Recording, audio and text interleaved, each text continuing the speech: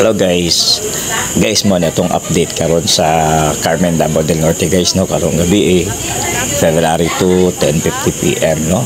So karon guys nag-duaw kami, nag-ani kami diri karon sa Carmen Davao del Norte. So ang sitwasyon nato karon kapatayon ng gihapon ang pagtaas sa maong tubig no, labi na diri sa Purok 6, Purok 8 mismong poblasyon dyan sa Carmen no. Abot na hantod sa dool na dyan sa highway no, mismong tubig napadayon gyapon pataas. Ug kaning mga stranded na to ang mga truck no na diri karon biyahe siguro dig mga lagyo nga biyahe diri sa Surigao o Butuan o pa Manila na sila din stranded guys no. Labi na guys ang naggikan diri sa Carmen hanto dito sa Tuganay no. Dito jud na stop over ang mga mismong mga bus, mga truck, mga travelers kay buntod sa grabe jud ka lalom sa baha no, dili na siya pwede jud magian og truck, ginabawalan na. Then karon napadayon gyapon ang rescue operation mismong diri sa Barangay Tuganay, Guadalupe, mao jud ni mga tag-as nga baha guys no, mga laglom no, kay mao ni dagko na to nga sapa diha. Then karon gipadayon gyapon ang rescuer, labi na padulong sa mismong Santo Tomas guys no, gasumpay lang na siya guys kutob diri sa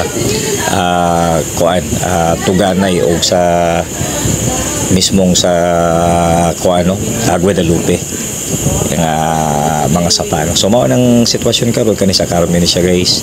Nakita nimo ang palengke, ang terminal abot na jud ang tubig no, kay ganinang 11 sa udto gasaka siya pero wala may nag-expect nga inani ka paspas ang iyang saka no, gumikan kay katong mismong sapa diri dapit sa Triangle Carmen nabuhagay jud siya. Then moto nga paspas jud pasaka sa tubig. Labi na kaning karon guys, kaning nakita ninyo karon mga bus kay stranded po siya.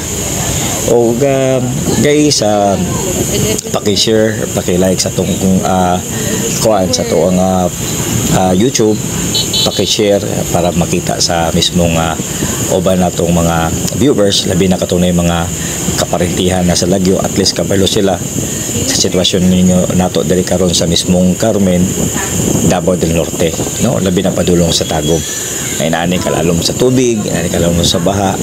So tabangunon jud no, labi na sa to mga parente nga naa diri nagpuyo nga dapit. Og paki-subscribe na pud sa to ang mismong YouTube channel para at least kung natin mga bagong video na na-upload, updated mo guys. Tapos pislitan niyo ang ring bell, tapos all para makita niyo ang uban nato mga video. Then paki-subscribe na po. So daghang salamat. So update lang ta guys. So ugma i-update na po nato ugma kung naapapaghapon ang baha, padayon pa paghapon ang baha, o pwede na ba magian ang mismong bridge sa